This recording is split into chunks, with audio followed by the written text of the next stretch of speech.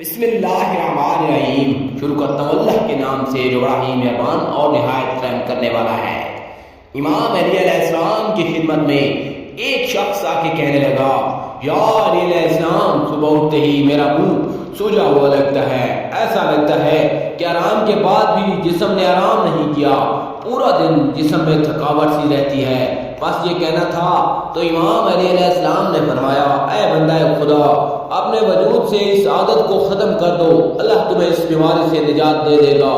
وہ پوچھنے لگا، یا علی علیہ السلام، کون سی عادت؟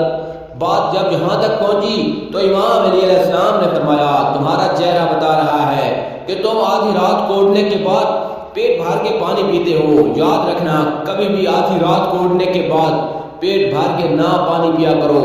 کیونکہ نیند کے بعد اٹھ کے پیٹ بھر کے پانی پینے سے پانی گردوں پہ اثر کرتا ہے اور یوں انسان جسمانی بیماریوں کا شکار بننے لگتا ہے۔ تو اس نے کہا، یا علی علیہ السلام، اگر آدھی رات کو اٹھنے کے بعد شدید پیاس لگے تو امام علی علیہ السلام نے فرمایا، اگر پیاس برداشت کے قابل نہ ہو تو صرف اتنا پانی پیو کہ تمہارا منہ خشک نہ رہے۔ میں نے اللہ کے رسول صلی اللہ علیہ وآلہ وسلم کے سنا، صبح اٹھنے کے بعد پانی پینا انسان کے جسم کے لیے شفا ہے، اور آدھی رات کو اٹھ کے پانی پی کر پھر سونا انسان کے جسم کے لیے امراض کا سبب بنتا ہے۔